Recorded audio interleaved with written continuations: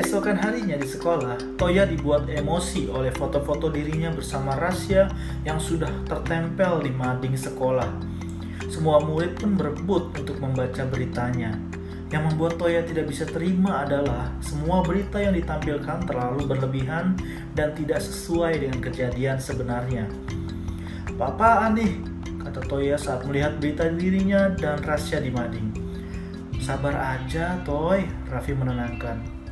"Tapi beritanya fitnah, Raf. Masa gue dibilang tidur pelukan sama Rasya? Mau gue hajar apa tuh tim mading sekolah?" Toya semakin emosi. "Lu gak ngerasa kan? Ya udah, cuekin aja sih," saut Dean santai. "Gak bisa gitu juga lah, Den.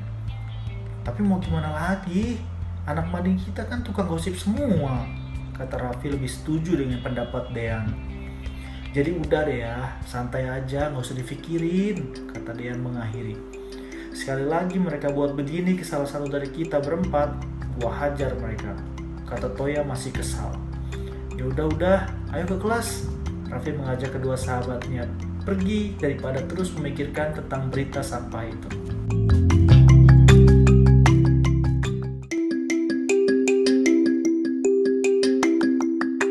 Setelah pulang sekolah, Raffi langsung berangkat menuju ke rumah sakit untuk kembali menemui Nisa, seperti yang sudah ia janjikan kemarin.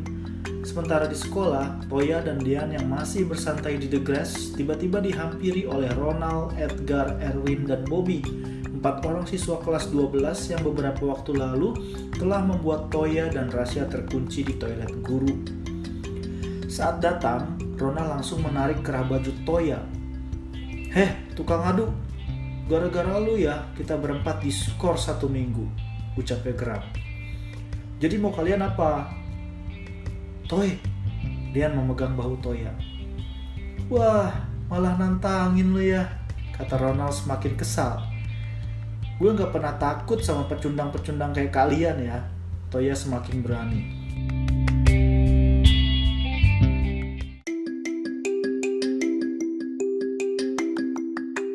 "Bangsat, boleh juga nyari lu ya," kata Ronald lalu bersiap melayangkan tinjunya pada Toya.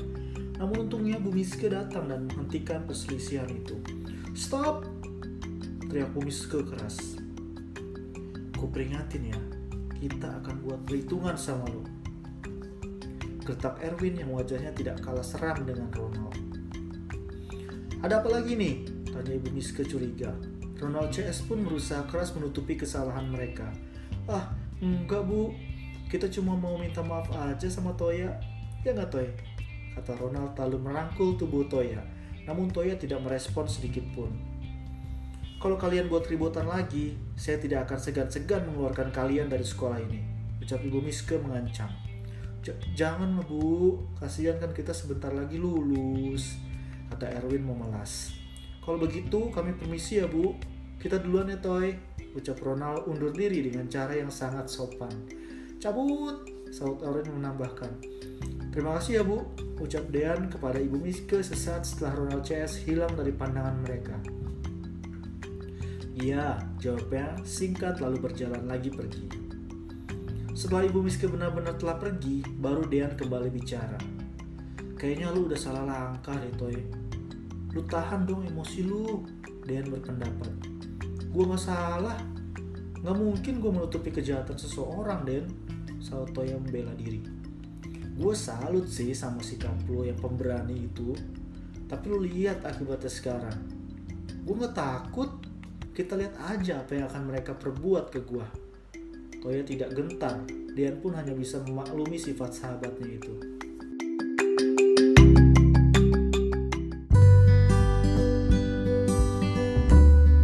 Di rumah sakit, Raffi sedang mengobrol seru dengan Nisa di taman. "Kalau bunga apa yang jelek ayo?" kata Raffi berikan teka-teki. "Apa dong?" ucap Nisa tidak bisa menjawab. "Bisa jawab nggak?" "Enggak, aku nggak jago tebak-tebakan, Raf," Nisa menyerah. "Bunga Nisa lah." "Haha," ujar Raffi lalu tertawa geli. "Ih, garing banget sih. Emang ada bunga Nisa?" "Nggak nyambung tahu." "Nggak nyambung ya?" tanya Raffi polos. "Tahu ah, Dih, gitu aja marah. Nanti cantiknya hilang loh. Rese banget sih. Tadi katanya aku jelek, ujar Nisa semakin kesal dengan sikap Raffi. Kan bercanda, jangan marah dong. Iya, gak marah kok. Bener gak marah, tanya Raffi untuk memastikan. Sambil tertawa Nisa kembali bicara. Aku gak marah Raffi, aku juga cuma bercanda. Wah, rusuh. Aku kira serius tadi marah. Ucap lalu ikut tertawa. Tak lama setelah itu, seorang suster datang menemui mereka berdua karena sudah waktunya Nisa untuk menjalani terapi agar ia bisa kembali berjalan. Selamat sore Nisa, sudah waktunya terapi, ujar seorang suster muda mengajaknya untuk terapi. Aku gak mau, saut Nisa menolak. Loh, kok gak mau Nis? Raffi tidak mengerti. Aku gak mau karena itu percuma aja. Aku gak akan bisa jalan lagi. Mendengar pernyataan Nisa, Raffi meminta waktu sebentar untuk berbicara berdua saja. Sebentar ya sus. Silakan mas. Nis, sebagian besar orang berhasil karena mereka yakin dan percaya kalau mereka mampu menggapai apa yang mereka harapkan. Sementara kamu, baru begini aja kamu udah nyerah. Aku gak sekuat mereka, Raf. Kamu sangat kuat. Allah masih memberikan kamu kenikmatan untuk bisa bernafas. Sedangkan saat ini, banyak orang yang harus rela mengeluarkan uang banyak untuk membeli oksigen agar mereka bisa tetap bertahan hidup dari penyakit yang mereka derita. Kamu seharusnya bersyukur akan apa yang kamu miliki sekarang. Tapi aku takut. Takut apa? Aku akan selalu ada untuk menemani dan memberikan semangat buat kamu. Beneran? Tanya Nisa tidak percaya. Iya, selain itu kamu juga punya ibu yang sangat luar biasa. Jadi gak ada yang perlu kamu takutkan. Setelah mendengar ucapan Raffi, akhirnya Nisa bersedia mengikuti terapi. Kalau begitu, aku akan coba untuk lebih bersyukur serta yakin dan percaya kalau aku pasti bisa jalan lagi. Nah, gitu dong, semangat, ucap Raffi sambil tersenyum lega. Ayo suster, berangkat, kata Raffi lagi meminta suster membawa Nisa untuk menjalankan terapinya.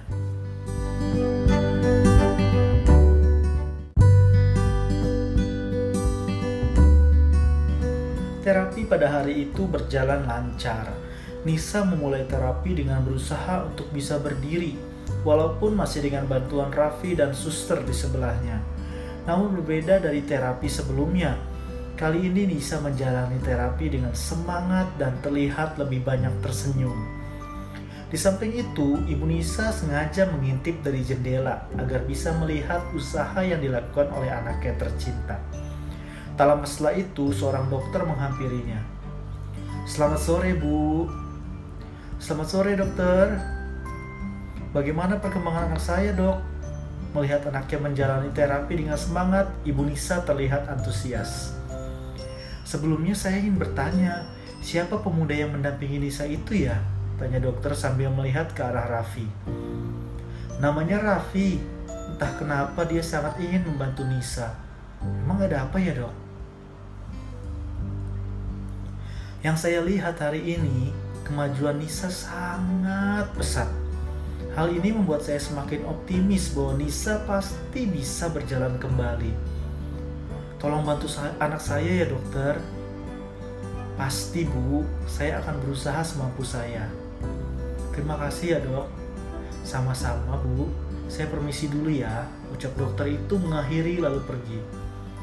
Setelah itu, hari mulai semakin gelap dan terapi pun telah berakhir. Raffi memutuskan untuk pulang karena hari ini adalah hari yang cukup melelahkan baginya.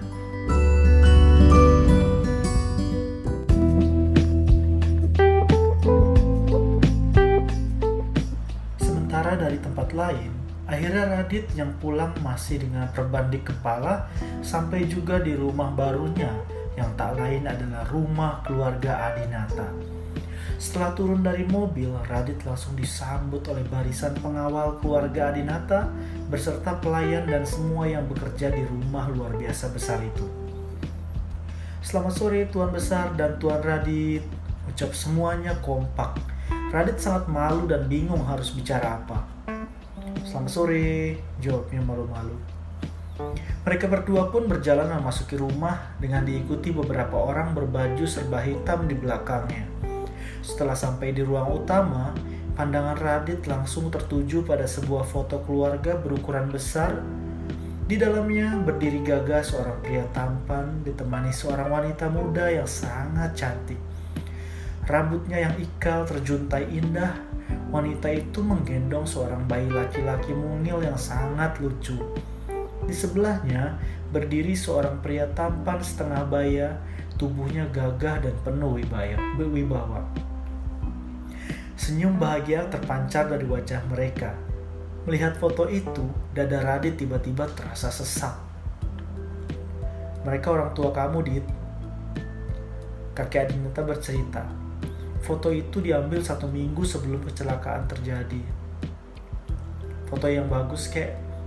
Dada Radit masih sesak. Tanpa terasa air matanya pun menetes. Namun buru-buru ia hapus. Kalau kamu tidak suka, kakek akan suruh pelayan untuk copot foto itu. Jangan, kek. Radit suka kok. Kamu harus kuat ya, Dit, kata kakek Adinata memberi semangat. Radit pun menganggukkan kepala. Nah, kamar kamu ada di lantai atas. Karena kakek tidak bisa ke atas, kamu akan diantar oleh pelayan pribadi kamu. Pelayan pribadi? Maksudnya? Tanya Radit tidak mengerti. Ya tentu orang yang akan melayani kamu di rumah ini, jawab kakek Adinata sambil tersenyum. Sebelum ia sempat berbicara lagi, seorang wanita setengah baya namun terlihat ramah mengajak Radit untuk pergi melihat kamarnya. Mari Tuan Radit. Mau tidak mau, Radit pun berjalan mengikuti pelayan pribadinya menuju ke ruang atas untuk melihat bagaimana kamarnya sekarang. Dan betapa terkejutnya ia saat membuka pintu kamar dan melihat sebuah kamar bernuansa serba biru langit yang luar biasa besar dengan semua perlengkapan yang lengkap. Seperti tempat tidur yang besar dan nyaman, sofa, kamar mandi, televisi, MacBook, iPad, iPhone, home theater, dan berbagai video game serta buku-buku yang berjajar rapi di lemari. Ini ruangan apa? Tanya Radit polos. Ini adalah kamar tidurnya Tuan Radit, jawab pelayannya menjelaskan. Gak mungkin, ucap Radit masih tidak percaya lalu berjalan memasukinya. Di dalam lemari ini terdapat semua pakaian tuan yang baru serta seragam untuk tuan sekolah. Ucap pelayannya lagi lalu membuka sebuah lemari pakaian besar berwarna putih berisi semua pakaian baru yang terlihat sangat bagus. Wow, Radit hanya bisa terkagum melihat sisi kamar yang baru. Pokoknya, seisi kamar ini mulai sekarang adalah milik Tuan Radit. Silakan beristirahat, Tuan. Jika butuh sesuatu, jangan ragu untuk memanggil saya. Saya permisi ya. Tunggu, nama ibu siapa? Panggil saja saya Bi Yeni. Oh, ya udah. Terima kasih ya Bi Yeni, ucap Radit sambil tersenyum ramah. Bi Yeni pun pergi meninggalkan kamar sambil menutup pintu.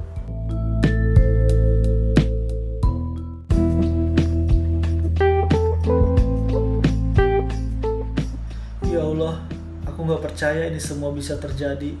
Terima kasih ya Allah, kata Radit mengucap syukur atas kenikmatan yang telah diberikan oleh Allah kepadanya. Tak lama setelah itu, ia mendengar suara handphone berdering. Ia pun melihat pada layar siapa yang menelpon, dan ternyata tertulis kakek Adinata.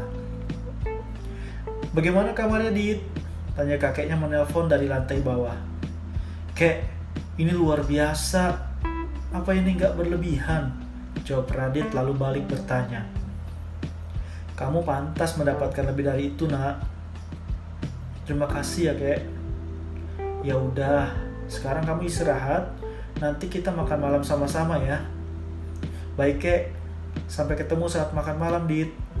Siap, kek. Jawab Radit mengakhiri percakapan. Karena sudah hampir jam makan malam, Radit memutuskan untuk segera mandi, sholat maghrib, lalu menunggu waktu sholat isya dengan membaca Al-Quran. Baru setelah itu turun untuk makan malam. Sekitar pukul 7:30 malam, Radit belum juga turun dari kamarnya. Sementara kakek Adinata sudah menunggu di meja makan. "Radit mana?" tanya kakek kepada Bi Yeni. "Maaf Tuan Besar, Tuan Radit sedang sholat terlebih dahulu," jawab Bi Yeni yang sebelumnya sudah menemuinya. "Sholat?" ucap kakek Adinata pelan, karena ternyata seumur hidupnya ia tidak pernah melaksanakan sholat. Tak lama setelah itu Radit datang sambil tersenyum lalu menyapa kakeknya. "Malam kek." "Malam Dit. Maaf bikin kakek nunggu ya." "Tidak apa-apa, ayo duduk," kakek mempersilahkan. Radit pun duduk di sebelah kiri kakeknya. Kemudian para pelayan mulai melayani mereka berdua. "Kita hanya makan malam berdua aja kek?" tanya Radit masih canggung. "Iya, karena hanya tinggal kakek dan kamu keluarga Adinata yang masih ada," jawaban kakek sambil tersenyum. Terlihat ia sangat kesepian. "Jadi sebelum kakek ketemu Radit, kakek makan sendirian?" ucap Radit ragu-ragu. Namun sebelum kakek sempat menjawab, ia memutuskan untuk bicara lagi. "Maaf kek, Radit gak bermaksud kurang ajar." "Tidak apa-apa, kamu berhak bertanya segala sesuatu tentang keluarga Adinata. Memang benar, sebelum kakek bertemu kamu, kakek makan sendirian. Kasian ya." jawab kakek lalu tertawa senang. Baru kali ini Radit melihat kakek tertawa. "Ayo makan," ujar kakeknya mempersilahkan. Radit pun mulai makan. Di meja makan saat itu tersaji begitu banyak makanan yang terlihat mewah dan lezat. "Mari makan semuanya," ucap Radit kepada semua pelayan yang berada di sekitar mereka berdua. Sebenarnya ia malu kalau harus makan sambil diperhatikan oleh orang lain seperti itu. Tapi mau bagaimana lagi, begitulah kebiasaan di sana.